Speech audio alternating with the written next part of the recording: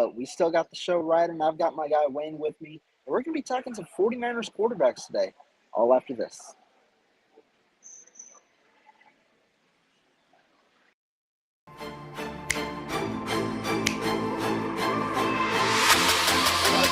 Let's go get him.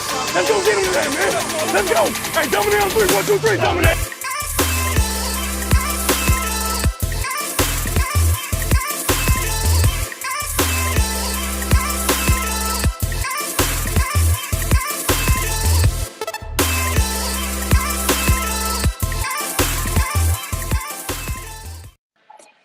What's going on, everybody? Welcome back to the program. And as you can see, I'm on my phone today because I am at the airport.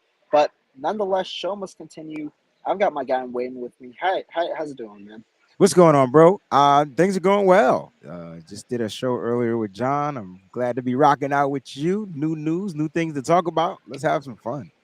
I mean, you said it. So let's start there. New news. I mean, the 49ers are just prone to quarterback talk over and over again. We heard last week, obviously, all the Brock Purdy, Trey Lance talk, where we heard from John Lynch and Kyle Shanahan how Brock Purdy's the leader in the clubhouse, but Kyle Shanahan was blunt. He said, guess what? The 49ers, we don't know when Brock's coming back. We'll figure out in 3 months, but it could be any time from week 1 to week 4, indicating the 49ers likely start the season with another person at quarterback. Now, today we heard some other news. Let's quickly go back to last week. What did you initially, what was your takeaway coming out of the weekend based on what they said? I mean, the first thing was, I guess Mike Florio, was talking about what he heard at the combine, and, he heard it through Big Bird, you know what I'm saying, that, 49ers were possibly in the likes of trading for quarterback Kirk Cousins. Now, we know this affinity that Kyle Shanahan has for Kirk Cousins, man. That's like a Kyle's guy. I mean, if you go all the way back to the Washington at that time when they were the Washington Redskins, which they're now the Washington Commanders. If you go back to that time when his father was the coach, I mean, dude, like they drafted RG3, they drafted Kirk Cousins in the same draft. Kyle's playing for RG3. He ends up getting hurt. Kirk Cousins comes in, and then bam, like there's their story. And so wherever Kirk Cousins go and wherever there's a Kyle Shanahan, there's a connection type of a story, Rohan. So, we can't have a season without having the Kirk Cousins to San Francisco talk. So that's what's going down right now. You're not wrong. I mean, Kyle Shanahan, you're right. I mean, Kirk Cousins was this guy back in when they were in Washington together. And he's been connected for a while. You talk about 2018 when the 49ers were going to go get Kirk Cousins in free agency, essentially traded for Jimmy Garoppolo instead, and that was their guy. And then now, again, rumors are coming up. Now, obviously, with Kirk Cousins, there are some obstacles. Before that, we also heard another name, and that was Aaron Rodgers. There was a FS1, Fox Sports 1 talk show host today saying the 49ers are ready to pursue Aaron Rodgers if the New York Jets deal falls through. What do you think about that? I need to know this 49er source that he's talking about. Like, which 49ers is he talking about? Is he talking about a different type of 49? I'm just curious. But listen, the 49ers are currently in win now mode. These rumors are going to come out and play so that they can just stay ahead of the curve with everything that's going on. I mean, last week it was at the owners' meetings. Everything was about, how's Brock Purdy? When is he going to recover? What are you doing with Trey Lance? What are you doing with Sam Darnold? There's going to be a quarterback competition. We believe in this guy. We believe in this guy. We believe in that guy. Boom. Now that's over with. The owners' meetings are done. Now you're getting this extra information about, okay, if Aaron Rodgers is available, hey, let's possibly go at him. Let's see what it's going to cost. Now, rumor that I heard today from the report that I listened to from the Carton show, all right, it's going to cost the 49ers a couple of threes and possibly, a first round pick next year to make this trade for Aaron Rodgers. So why would the 49ers do this? Only because they're trying to sign, seal, and deliver a Super Bowl. It would be the only thing that would make sense. I don't disagree if the 49ers are willing to do something like this. I mean, listen, they're in win now mode, Rohan. And so it's like, yeah, we could try to develop Trey. We could try to wait on Brock to see what he's going to be like when he comes back for injury. We could put our kit and caboodle and Sam Darnold, who hasn't won much of anything in the NFL, or we can go get a former MVP champion. And so I don't know. It's weird to talk about it. We know Aaron Rodgers said he didn't want to come to San Francisco. He despises San Francisco. I'm gonna say that's BS. So we'll see how it's gonna pan out. As of right now, it's a rumor, and that's how I'm looking at it. Right. And I mean, the headline obviously made it feel like it was a somewhat of a kind of a known that it was happening. But overall, I mean, it's an interesting situation. It has been for a while. 49ers have had the option before, haven't gone for it. And when you talk about Aaron Rodgers and his specific case, I mean, like, there's clear upside. The only issue, obviously, is Rodgers specifically said 90% chance I was going to retire this offseason before coming back, indicating it might be one of his last years with the NFL. And the 49ers obviously provide him the chance to win a Super Bowl.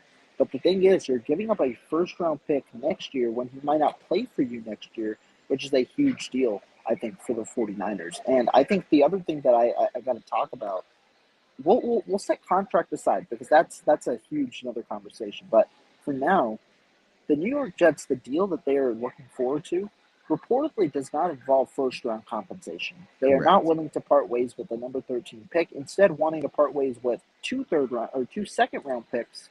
And so it's again, where does the compensation lie? Do the 49ers want to give up a first round pick next year when they hadn't had a first round pick this year either or the year before? That's the situation that they're dealt with, understanding Rodgers might likely be a 1 year solution to the problem. Yeah, I mean, when you think about the compensation, I mean, what is there really to think about? I mean, the 49ers are contending for a championship. So if it's a first round pick next year, it's probably going to be pick 32, which is essentially a second round pick. And at the way the 49ers bank accounts are set up, they probably don't want any more first round picks, where they have to spend this a certain amount of money, man. If they could bank on these third round picks and save some money under the cap, and keep guys under that top 51 number while they currently paying those guys over that top 51 number. I mean, that's something that the 49ers may be looking into. And again, is it a band-aid? No, it would be essentially that they're going off the freak in, like all the way in, like all of it. Like, listen, man, here's our kit, and here's our bet. We're gonna go. We're gonna trade for Aaron Rodgers. It might essentially, we may give up a player, we may not. I don't even think in that package you have to give up a Trey Lance. I think Trey Lance can benefit from being under, and I know it's crazy because we say he needs the reps, but then it could be that one more year where he just benefits. And it doesn't hurt the 49ers because next year, Trey Lance isn't going to cost the 49ers to be into his fourth year. It won't cost the 49ers much. Brock will be going into his third year. It's not costing the 49ers. The 49ers still could continue, right, to be in that quarterback savvy type of room where they're spending the kit and caboodle all, on a guy like Aaron Rodgers for this particular 1 year. And I'm sure he'll come here and then you'll see what happens next year. I mean, God forbid you win a championship, Aaron Rodgers win a championship. I don't think he's gonna walk off into the sunset. He has this gene where he wants to play. Now that is when it may hurt a Trey Lance or things like that. But I mean, if you ask any type of 49er, if you're a 49er fan, like, do you believe that Trey Lance, and I really feel like Trey Lance will give us a shot to win. That's not a problem. But are the chances greater with an Aaron Rodgers? Are the chances greater with the Trey Lance? Are the chances greater with an Aaron Rodgers? Are the chances greater with the Sam Darnold? Are the chances greater with the Aaron Rodgers, or are the chances greater with the Brock Purdy? And so, like, there's a lot of unknowns. But what we do know from Aaron Rodgers is you give him a team, you give him some protection, he's a damn near MVP. Like that's what he is. He's MVP without a team and protection. So imagine Aaron Rodgers here with Brandon Ayuk, with a Debo Samuel, with a Christian McCaffrey, with Trent Williams blocking for him, with just a Matt, and then the number one defense. I mean, it's cheating to me. Let me ask you this now, because you just shared obviously the clear argument for Aaron Rodgers, but I want to straight up ask you, do you think he's better than any of the options the 49ers have on their roster right now? Because people have made the argument that quarterbacks like Brock Purdy or even Trey Lance might be better than some established quarterbacks right now, or could be better, or they'd rather roll with them. Would you do that if you had the chance specifically for 1 year to win a Super Bowl? Would you roll with one of your younger guys, or do you roll with Aaron Rodgers? With the implications out of the way.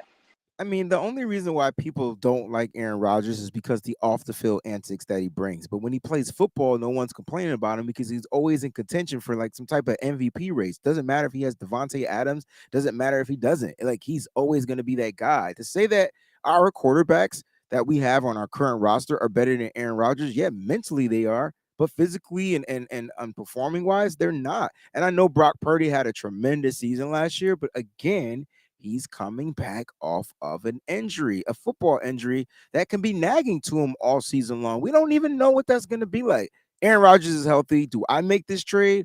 I do, because last year we said F them picks. So why do we care about picks? We're gonna have plenty of we're gonna have a plethora of picks anyway. Does the first round pick really matter that much to the 49ers? That's the question.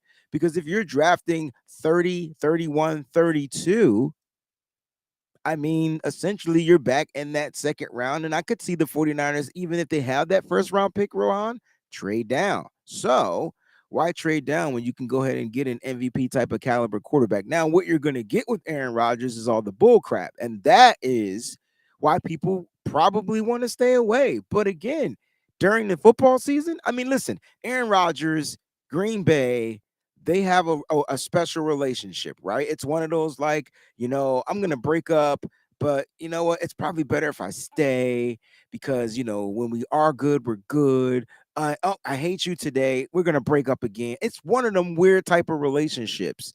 Unfortunately, I'm hoping Green Bay is just like this is was the last breakup, and they're just gonna relieve him. But look at what Green Bay is doing. They're not just letting him go for pennies. They're not just letting him go because they feel like he's a cancer in the locker room. He's not. Apparently, he's not. They know the value that Aaron Rodgers brings. They will be a better team. Are they all in on Jordan Love this year? Hell no. They will be, but I don't think they're all in. If Aaron Rodgers and that Green Bay package, you're out there in Wisconsin, if they had you know fixed their ties and patched up some stuff, there's no way they want to get rid of Aaron Rodgers. Now, Aaron Rodgers doesn't want to play there, so that's what makes things a little bit more interesting. Right. And you talk about Aaron Rodgers and the 49ers, and you talked about how I mean, immediately he died. I think it's funny because a lot of people have an affinity towards either Trey Lance or Brock Purdy, and sometimes that puts them kind of with the blinders on because if you're talking about whether you want Aaron Rodgers or one of those two to start in 2023, the guy who has the best chance to get you to the Super Bowl by far is Aaron Rodgers. He's the proven commodity. Now, is that the right move for the organization to do? We'll get into that. We'll get into that. Even if it's Kirk Cousins, we'll get into that. But the 49ers and Aaron Rodgers, I mean, if you get him, he's like the reporter said, the clear Super Bowl contender. The only question is how do you get him? But speaking on Aaron Rodgers a little more, one thing I am interested in that I don't think is talked too much about. Matt LaFleur runs a similar system to Kyle Shanahan and the 49ers. Aaron Rodgers has publicly expressed the dislike for the system. He doesn't like to be confined, not confined necessarily, but in a way confined to that system, which Kyle Shanahan has a tendency to kind of have quarterbacks operate his system. Is Aaron Rodgers going to be willing to do that? Because if he is, here's kind of my take on it. I think if Aaron Rodgers is willing to operate within the confines of his system, his team is better. I think his team is better. Now, I think that Aaron Rodgers provides this additional element to where he also can elevate the team on his own.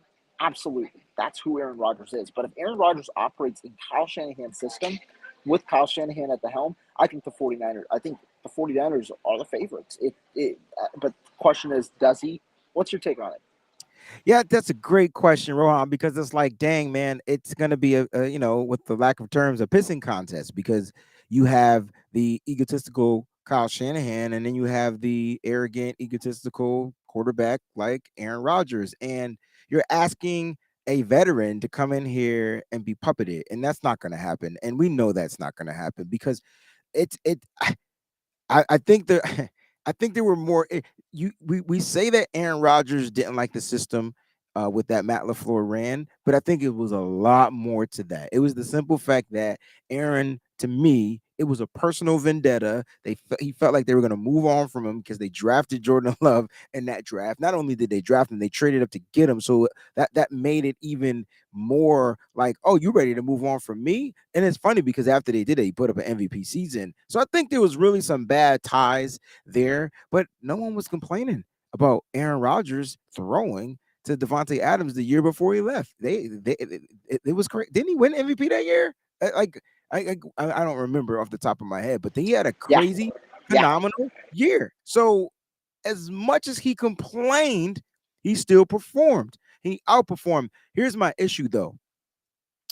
I did a show about Kyle Shanahan the other day on Monday, and it's like, damn, Kyle, at some point, like you just gonna have to like, I know your plays work. We understand that, but when does Kyle like literally trust his players? Now, I will say this: I don't think any of the quarterbacks that we have or have had under the Kyle Shanahan regime, he's like trusted. I don't think he has. He'll get an Aaron Rodgers, and he trusts that Aaron will make the right decision. And I think when you have that trust in the quarterback, yeah, I need you to run these system plays. These plays are going to be open, no doubt. And I think Aaron won't have a problem doing it. But when those plays break down and Aaron has to ad lib, sort of kind of like what we watch Patrick Mahomes do out in Kansas City, I think Kyle's going to be just fine if he doesn't throw the ball exactly where he was supposed to throw the ball, but he still made a play because you got to trust the veteran and his instincts because he's seen a lot of football. It's almost like you bring in Tom Brady.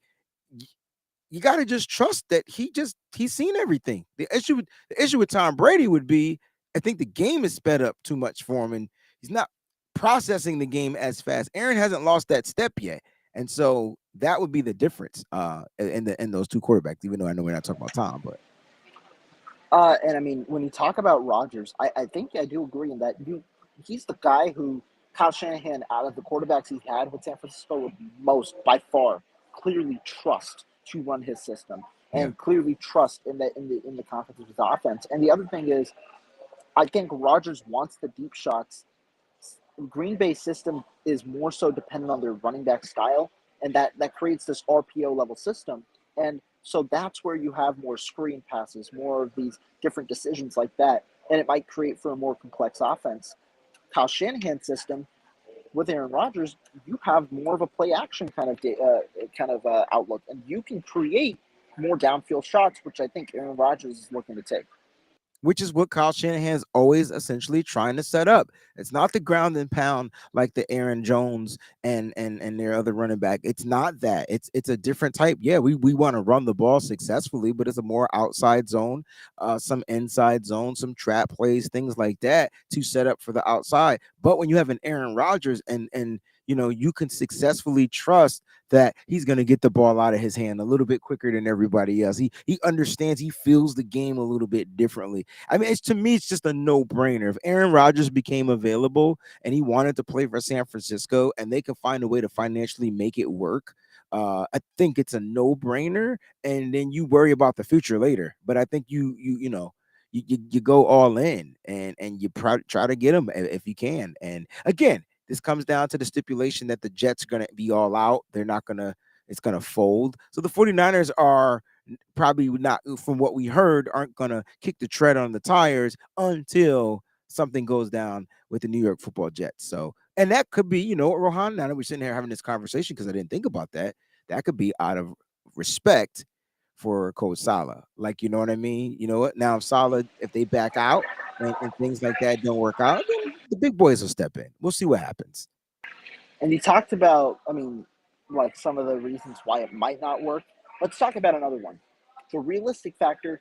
Do you think that despite the rumors, with all of the talk going on, with the obvious likelihood that the 49ers are improved with Aaron Rodgers at the helm, do you think it's realistic? I don't I mean, if I had to give you a percentage on realistic, it's probably like a 50-50 split. I mean, it's out there. It's a rumor, it's a statement, it's a take. So it's out there. If I start to feel like it's trending more toward like an Aaron Rodgers type of situation, like if the Jets do really start bombing this deal and they're just not giving in to what the Green Bay Packers essentially want, it probably would start to become more realistic, right? Because now his chances are either he's gonna stay in Green Bay, which he doesn't want to do, or he's gonna get the hell out of Dodge, and maybe he does only want to play for a year or possibly 2 years. And what would be his best chance to stick it to the damn Packers? It's definitely not the New York Football Jets. You go to an NFC team, you see your old team if you have the chance to play them in a championship game or a playoff game, and you literally stick it to Matt LaFleur. And I think that's something that Aaron Rodgers may start to factor in, even though he feels like he doesn't want to, he's still pissed. But how long can you be mad at a team that didn't draft you? Aaron Rodgers, if you're watching the show, your boy Wayne Breezie needs you to grow the hell up. I mean, geez, aren't we like the same age, bro? Oh man, You that's just funny. go. It's time to grow up. Let that shit go, man. Like, dang, it was like 95,845 billion years ago, and you won a chip. What's the problem? Go I home. think Right I off. think a part of it is also Aaron Rodgers. I mean, he done lost to us like 4 times. Is he gonna do that? Oh, Is so he you're gonna do saying that? it's more salt? There's more I salt there. think so. I I got you. think I got so. I you. I think got. so. I mean, maybe he has like a KD kind of a career revival where he's like can't beat him, join him. I But like it. I don't think he we'll has see. that. That's the funny We'll part. see. Because I he plays the villain. You know what I mean? yes, all the time. He's like, yeah, Yeah. he definitely plays the villain. Very, very good. You're right about that. Aaron Rodgers plays the villain. I like that. But rumors are rumors. Aaron Rodgers is interesting. Let's go back to Kirk Cousins real quick. Kirk Cousins is an interesting situation. Florio says Chatter was there at the combine. What are you buying to this? I again, there's always going to be chatter. This is it's a cinder. I don't want to say a Cinderella story, but it's some type of love story between these two guys. And Kirk Cousins, what do you do? Restructure his contract, and so the contract situation, the money, the guaranteed on that base salary works really well for the 49ers. I think it's about like $10 million. So essentially, that would be less than what they paid Jimmy Garoppolo last year, and so you can get Kirk Cousins in here. It's just crazy that I'm having this conversation, but this to me seems more realistic than the Aaron Rodgers. And I know it shouldn't, but this may, to me, entail trading a player. So, like to me, this particular rumor, I feel like you're going to do right by Trey Lance, and then you move on from Trey Lance, and you allow him to go back home to compete for a spot. And so, like, this might be a situation that just seems a little bit more realistic financially for the 49ers, because they're not sitting there mortgaging a bunch of draft picks and all that type of stuff. You might have to give up a draft pick, but on top of that, you're probably going to put in a player into that. And so they'll get a young quarterback on a young contract that raises the value. It'll kind of start even stuff out, and it's possibility that this can be a scenario that actually happens, and that's so weird. But again, it's Mike Florio, so take it with a grain of salt.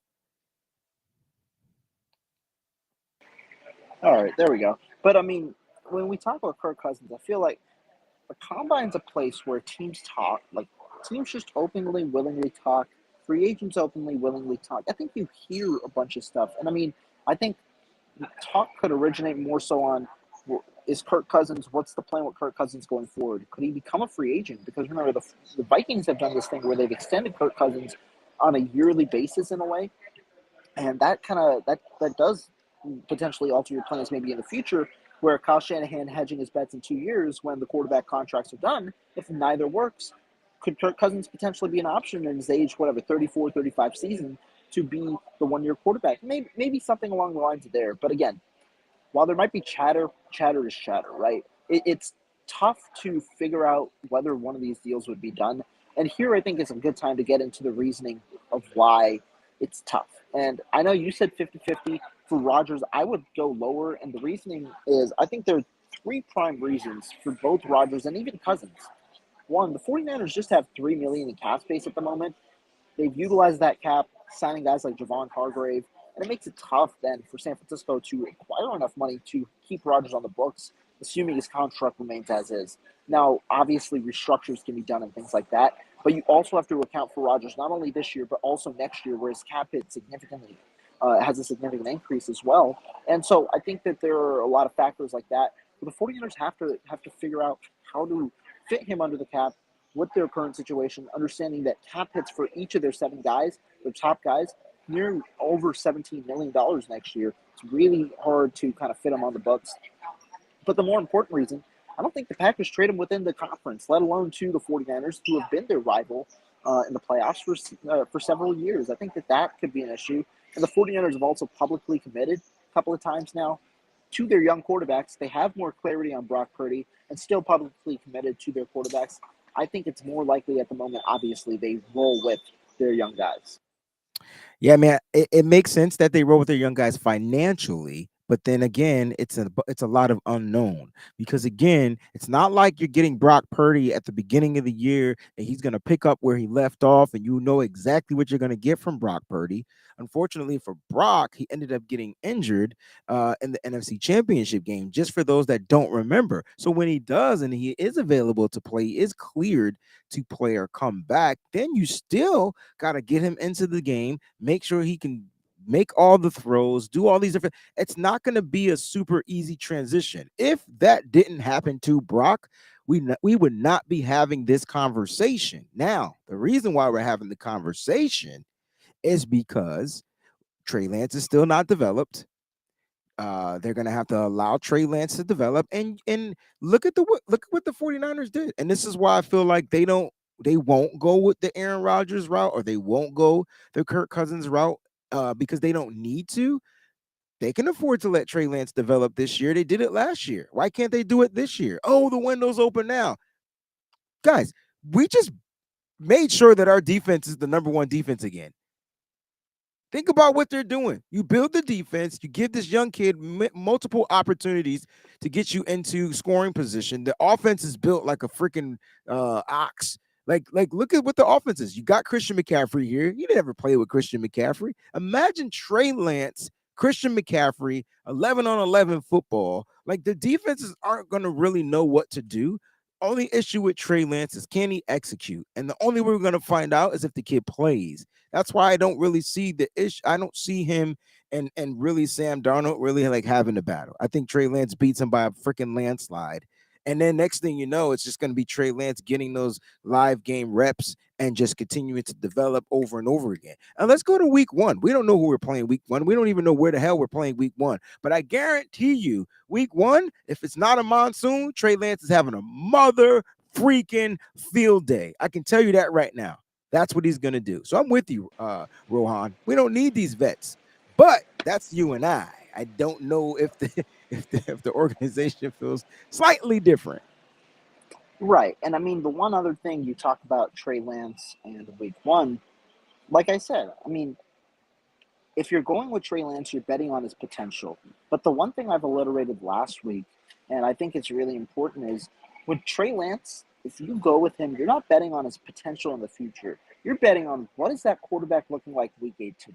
Because that is the guy who's going to get you. That is the guy who you're going to see in the playoffs. That is the guy who you believe can get to the Super Bowl. That's the reason the 49ers drafted Trey Lance. Because when that development came in a year, when that development came when he was playing, you'd see the development from week 1 to week 18. And by week 18, you'd think Trey Lance is the quarterback that can win you the Super Bowl. I think that is what the 49ers believe.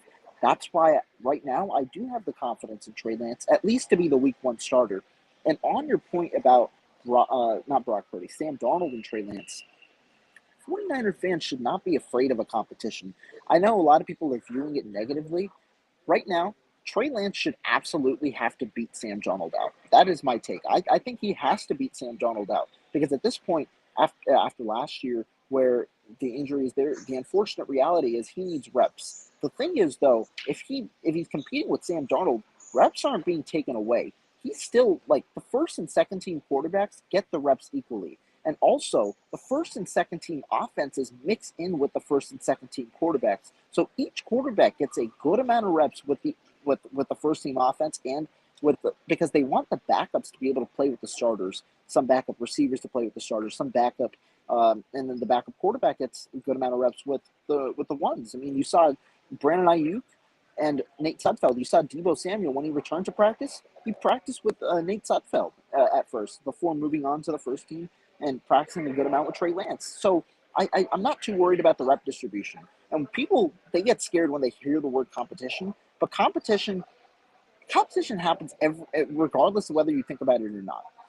Like the example I gave was Nick Bosa, but I'll give any example. You talk about Jawan Jennings. Jawan Jennings right now is slotted in as wide receiver three. We believe he'll be wide receiver three, but best believe that people are coming for Jawan Jennings' spot, and if somebody looks better than Jawan Jennings, he'll get the spot. The anticipation, though, is that you believe a guy like Jawan Jennings will look good enough to be wide receiver three, which is why you don't believe it's a competition.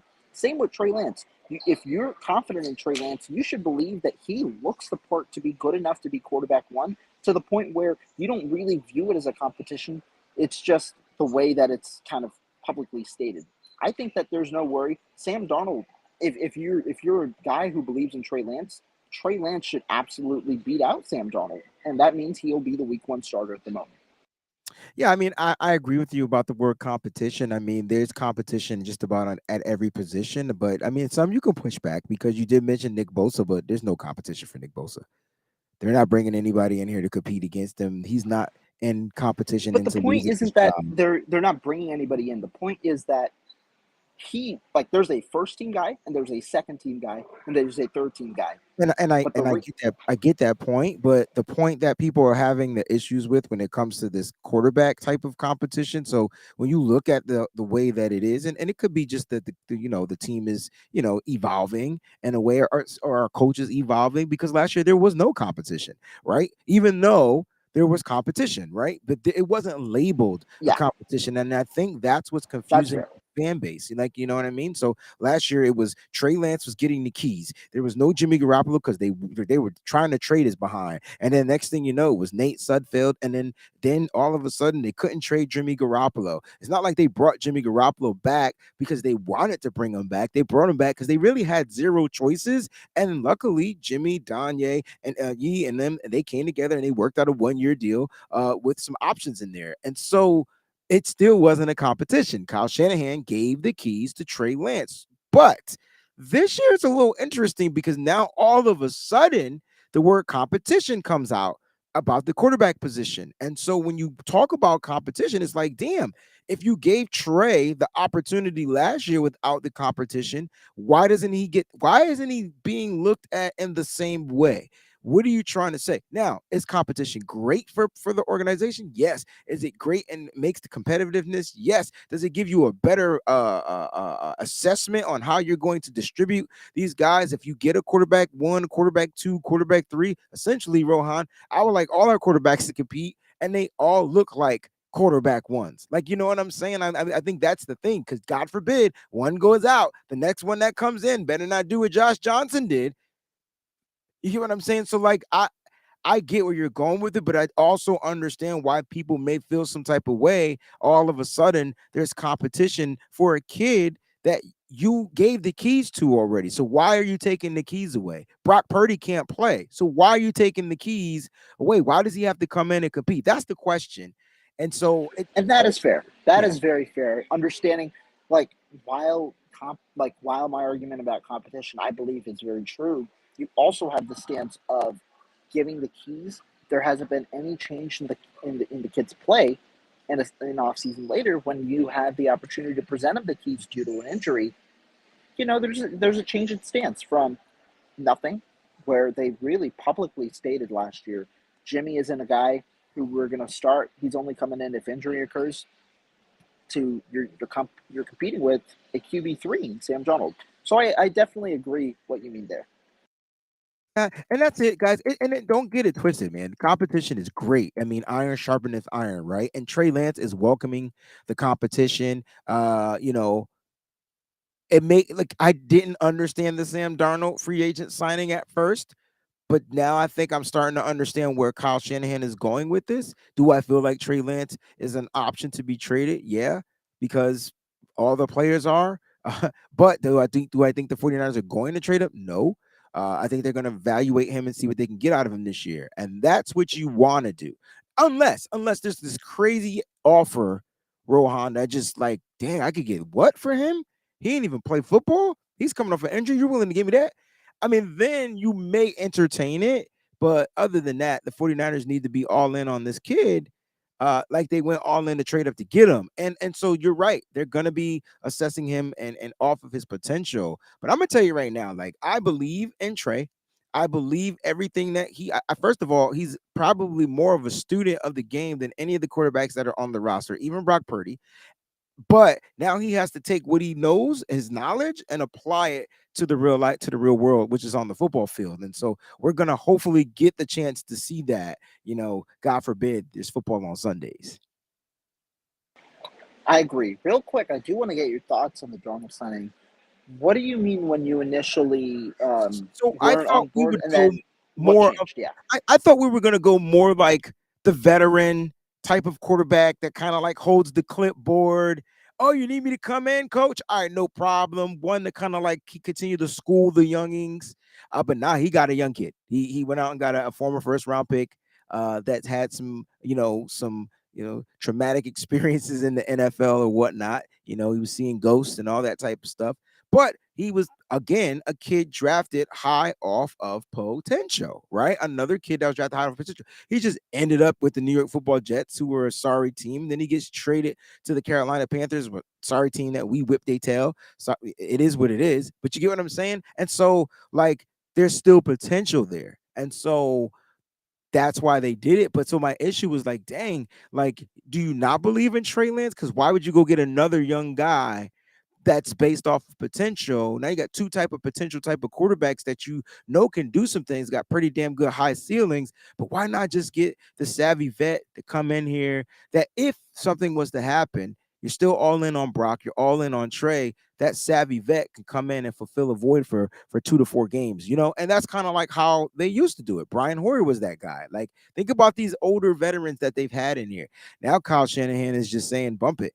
I just want the best quarterback out there, and it is what it is. I don't care how old they are. So I wasn't all in on the Sam Darnold trade at signing at first, excuse me, in free agency, but once I started to understand the game plan and the mindset of what Kyle's trying to do as far as the competition, as far as like not really skipping a beat, that's kind of where it's starting to make sense. I mean, me personally, I wanted the Marcus Mariota type, right? The guy that can win me 2 to 4 games if something was to happen. I know he can win 2 to 4 games. Why? Because he's able to do some things that, defenses still can't stop. Is he an accurate thrower? Hell no. But he can be accurate. And he was pretty accurate against the San Francisco 49ers. I think his first incompletion didn't come into like damn near the second half. So there you did see spurts, but he did also walk on his team. But he didn't get paid much more than Sam Darnold. So that's why I was kind of confused. Or the Andy Dalton route, or one of those guys. I thought they were going to go with the older veteran. Instead, they went with the younger veteran. I like how you bring up Marcus Mariota. I think he was a very interesting case. I think looking back at free agency, it was clear the 49ers wanted to get that third quarterback kind of wrapped up. They wanted to ensure that they had the option, one of their top options.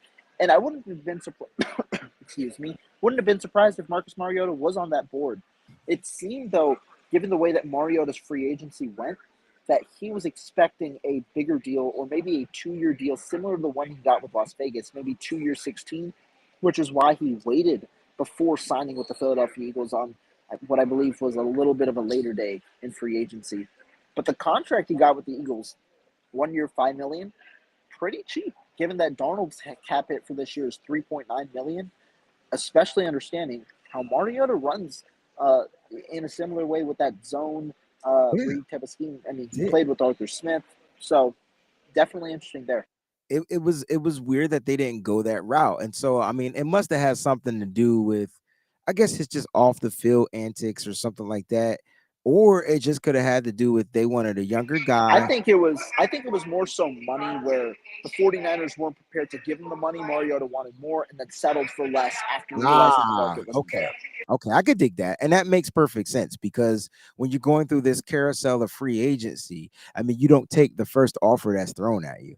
That's bad business on your behalf. And so you're probably right. The 49ers have a set number. Guys, in free agency, the 49ers have a number that they will pay a player for their position. It's not a number that the player wants. I can tell you that right now. But if you want a chance to win, you're going to join this organization, you'll take that number. Mariota was like, hell nah. And then we signed our guy. And next thing you know, Mariota's like, oh, shoot, I may not have a job. And so here come the Eagles. another team with high chances of winning. Next thing you know, he scoops up and gets that extra $1.5 million. So it wasn't that much of a difference in the money, but you're right. We don't know what the interactions were between the Niners, if there were interactions between Niners and Marcus Mariota's agents. Yeah, I agree. I do like this question here, or this comment here from Gregus Khan talking about they have a veteran in Brian Greasy. What do you think about that? Kind of him, obviously a former NFL quarterback who's the quarterback's coach, him being the veteran in the room. Does that kind of alleviate some of the concerns that you yourself had about potential veterans not being there with such a young group? It's a little different though. I know everybody feels like Brian Greasy could be the guy with the clipboard and things like that, but he's also not the guy going out there on the football field, and he hasn't in a long time. Do I love the Brian Greasy signing and hire? Absolutely. I was the first one advocating it when we did it because he's a former Michigan guy, and I was trying to tell everybody that he's a quarterback first. So you're going to get a really good high IQ thinker out there coaching your quarterbacks. And I think that's kind of what you want. Why would you want a lineman that was naturally a lineman like coaching quarterbacks? Like, it just doesn't make any sense. Get a guy that played the actual position, that knows the nuances of the position, the ins and outs, the ebbs and flows, and then let him learn the job. And I think that's kind of like what it was. So I kind of agree with Greg S. Khan. They do have a veteran in Brian Greasy, but again, he's not that veteran that's going to have to suit up. God forbid you lose quarterback one, quarterback two, quarterback, whatever. He's still going to be on the sideline. So, like, I thought the veteran would be a guy that they don't necessarily have to depend on using. Listen, what happened to the San Francisco 49ers, Rohan, was an anomaly. It's never happened to any other team. I don't see it happening ever again, at least for another 15 years. Maybe there was an eclipse last year that I don't know about, but it was something weird how we lost 3 quarterbacks in one season. Never seen that before. So I don't think that's ever going to happen ever again. But I think the 49ers will be prepared. And again, you got to ask yourself this question because Brock Purdy, in my opinion, is going on the PUP. And so who's going to be his next quarterback? Like, Kyle Shetty wanted 3 quarterbacks in there. So we possibly can still sign one of those veteran free agents a little bit later once they feel like, oh man, ain't nobody trying to give me a job. Kyle Shanahan be like, yo, here go like a million two. You can come play for it. So we still can get that type of a veteran, or they can go with the UDFA, or they can draft a quarterback. So there's still options out there for them to get that guy. But I do like Brian Greasy, man. I think he's a breath of fresh air. He's light years to me. And the reason why I'm saying that he's light years over Rich Scangarella is the simple fact that he made Jimmy Garoppolo better. It looked like Trey Lance was going to be just fine. We're grading him off of a monsoon game. Like, literally, you wanted him to be highly accurate in that terrain. That's almost impossible. Justin Fields wasn't nowhere near as accurate as Trey Lance. He just made one big play, and it kind of got them back in the game. Brock Purdy came in. It didn't look like he was a rookie, right? So you got to chalk some of these things up to what Brian Greasy did and how he got his quarterbacks prepared. Didn't matter who you were. Didn't matter if you were a rookie, second year, third year, 25th year. He got those guys prepared. So Brian Greasy is definitely a check plus in my book. I mean, I agree. Brian Greasy, he was a signing where I know a lot of people did not like initially. They didn't. They did not. And I know we talked about it, and it was wait and see. I mean, the number one thing we said back then was you got to give the benefit of the doubt to Kyle Shanahan when it comes to coaching hires. He has continuously nailed those coaching hires. Scangarella was not a good coaching hire, but he continuously nailed the coaching hire kind of cycle. And that's something that, I mean, the 49ers now are reaping the benefits of. You saw the development not only with Brock Purdy, but also with Jimmy Garoppolo, which many people thought was not possible, potentially thinking that Jimmy Garoppolo could lead the 49ers to a Super Bowl if he got healthy, if he remained healthy. And so there's certainly benefit there. I think there's also a value of having guys in the room who have played in the league before. Yes, I think sir. Kyle Shanahan understands that because his top 3 guys, in terms of Leonard Hankerson, a wide receivers coach, Breezie himself, the quarterbacks coach, they've all kind of played in the NFL before, and I think that showed the value of it last year. Yeah, it definitely showed the value, and it also helps like show validity, right? So like when you have a coach that actually played the game, and Greasy has a Super Bowl ring. So when you look at that, it's just like, oh snap, like they did it for real. They did what we're trying to do and what we're doing right now. It kind of gives you that validity to where, like, you know what, maybe I should listen to this guy. He's more of the expert. I know everything, but he probably knows a little bit more than what I know. So, and that's the one thing I love about our players, right? We're staying young and they're coachable, they're moldable. Think about the guys on the team. How many veterans are on this team? Literally. Like Eric Armstead, like literally, like Jimmy Ward is gone. Eric Armstead is now the longest tenured player, and then and Fred Warner. So you got Eric, Fred, George Kittle. Like those are now your new wave of vets.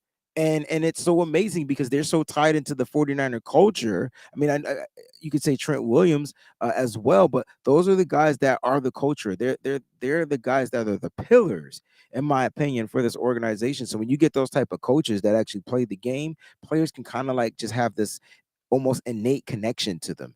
Like, you know what I mean? Even our linebackers coach, like they have this innate connection. And I think that's what made D'Amico Ryan super successful, because he played the game at such an elite level, all pro, rookie of the year type of caliber of a player. And now he was defensive coordinator of the year, and possibly he's gonna coach his team somewhat to some type of championship out in Houston. So you're right.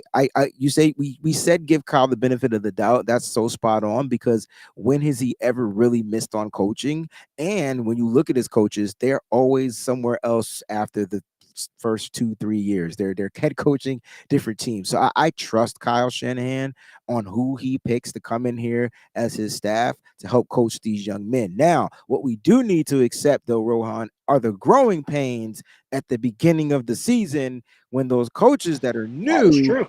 aren't on the same page. That's okay.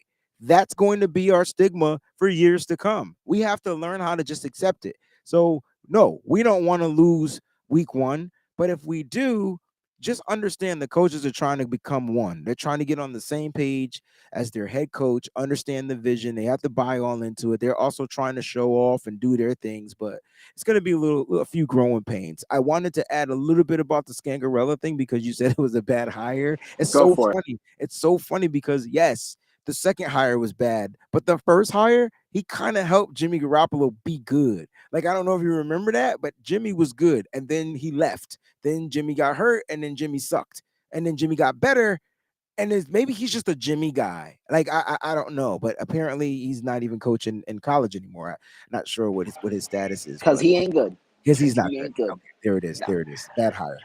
Enough on him though. But yeah, I mean, you're right. You're right on what you said about Breezie, and I mean the whole way the 49ers operate things, and that's why it was integral that they kept Chris Kosorek this year, which they were able to do. They retained him. He did not go to Houston, where he's originally from. They kept him. He's not on the staff of D'Amico Ryan's. But the one interesting thing that I do want to talk about that you allude to, the year by year turnover with the coaching staff, do you think that that has a direct impact on the slow starts because the coaches are kind of getting in a groove together? What do you think? I do. I mean, as a teacher, well, I'm not going to say I'm a former teacher, because once you're a teacher, you're always a teacher. But I just didn't teach this particular school year. But as a teacher, there you get new staff every year, and your principal and the administrators, they have a game plan, but it's not micromanaged, right? So you have your game plan from your principal, which is your head coach or whatnot, and then you have your assistant principals, which are your assistant coaches, your coordinators or whatever, to kind of like coordinate you through different things. But when you get all these new players and new people coming together, to manage the kids, let's say the teachers are your coaches or whatever, when you're trying to get these kids on to a certain thing or a certain level, like it's not always easy peasy at the beginning of the year. First you got to evaluate your kids, you got to see where they are, you got to kind of get them, and that's what the coaches have to do with their players, right? They have to assess them, they have to pre-assess them.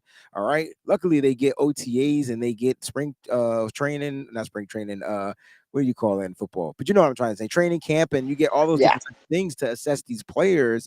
But you can assess them in that none of that shit matters until they get out on a football field, and there's not enough preseason games to do that. And then when they get onto the football field, that's when the real assessment comes, because now you narrowed it down to your top 53, and then you got your practice squad and blah blah blah blah. But well, I'm saying to say this, just expect the slow starts, because Kyle Shanahan is losing these professionals to go to other teams to gain higher positions. So he has to replace them. They're not, even though they buy in on the vision of the head coach, it doesn't mean it's going to work like a well-oiled machine right away. It's just not. It can't. It shouldn't. If it does, damn, then they made a great adjustment and quick turnaround. But I'm going into the beginning of the seasons from now on. Not saying I'm lowering my expectations, but I'm factoring that in, because if you look at that week one game against the Bears, and then you say to yourself, "Dang, like how did we literally lose this game?" And we could blame it on the monsoon, but how about our coaches just didn't have those players? Like we made boo boo mistakes, bro. Like boneheaded, dumb penalty mistakes too. And then we give up a big play. So even in the monsoon, in my opinion, Trey Lance was playing well enough for the team to win. It's just that we couldn't close it out. And so that comes down to coaching. It comes down to coaching not having their players prepared for every type of scenario. I don't think these new coaches can do that right away. So you bank in the players just playing and doing their damn thing and hoping it's a blowout, and you ain't got to worry about the little discrepancies or the flaws you may have as a new coach with the San Francisco 49ers. So just give it some time, but once it gels, Rohan, that's when you see the streak, and that's when we just take off. It's like I we hit mean, a button we've and seen it. You're right. We've seen it. Now, one other question here I see from a comment relating to Brian Breezie. Let's go to the draft. Do you think the 49ers should draft a rookie quarterback this year, understanding where they are with their quarterback situation? yeah, I mean they have 11 picks, and I feel like they're going to draft a quarterback, but it's also going to come down to who falls to them. And so when you hear the story about Brock Purdy, they had a fifth round grade on him. Luckily, he was sitting in the seventh round. Nobody wanted him. The 49ers they play a game. They play a serious game of Russian roulette when it comes to the draft. It's the same way they do free agency, right? They have a number, and they're going to spend this number on this position. And if that player wants to be a part of this organization, they'll accept it. And if not, they don't budge. They really budge. They're the same way in the draft, right? So they'll put a grade on this particular player. And so when you look at Brock Purdy, for example, he had a fifth round grade on him, right? That's what they had on him. Guess what? Brock Purdy was about to go undrafted. So they felt like they got a steal by getting a player they had a fifth round grade on, which they usually hit on their what picks? Fifth round picks, right? Yes, sir. And so, with that being said, you're probably saying to yourself, damn, why is Brock Purdy so good? He should have been a fifth round pick. It's just that they got him in the seventh round because nobody else wanted him. So, do I think they're going to get a quarterback? Yeah, there are tons of quarterbacks out there that comes with the skill set to efficiently run a Kyle Shanahan type of an offense. So, it's going to be very interesting. The question is, will that quarterback go undrafted again? Because they don't have to necessarily reach if their guy is available and they had a high grade on them. So pay attention to that if you're going to be watching the draft. Pay attention to how they evaluate these guys. And if they're available in the seventh round and they were supposed to go earlier, that guy will get drafted.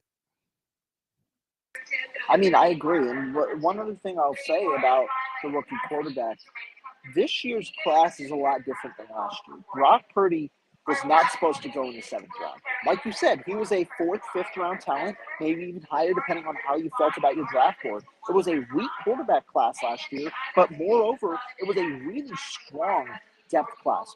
When really strong depth classes happen, there are players slide. You saw guys who you believe should go in the third, fourth round end up going undrafted or even in the sixth, seventh round. And so because of that, teams want to capitalize on the value. They might have claimed Brock Purdy, which is why they kept him on the roster. I didn't necessarily. It's not that I disagreed, but I didn't necessarily think that was going to be the case. I thought Brock Purdy would be cut and go to the practice squad, and boy was I wrong. But this year it's different. It's not as strong of a quarterback class in the later rounds, and it's also not as deep of a class. So those that you select in the 6th, 5th, 6th, 7th round, they've got a good chance of going to waivers because they might not be NFL quarterbacks right now. But as Greg Khan says here, utilize the advantage of having a good staff capable of developing with Brian Greasy. Have them on the practice squad because what does that mean? You're the scout quarterback. So you've got definitely a lot of options. And so to me, that's where I think, yeah, definitely draft one, especially if you stay with 11 picks, because then it's there. By draft one, I mean either take one in the draft or sign an undrafted guy. Develop them as the practice squad quarterback. Because the 49ers are going to have a practice squad quarterback. They always carry one. Jacob Eason was it last year. Go ahead and get one. Draft via the draft or via undrafted free agency. Develop that guy, and that's the route you go for the offseason. Agreed 100%. And the only time I feel like they'll sign some type of a free agent, like a more of a veteran type of a quarterback, is if something happens to any one of the quarterbacks on their current roster. So there's going to be guys available throughout the year. So just stay tuned.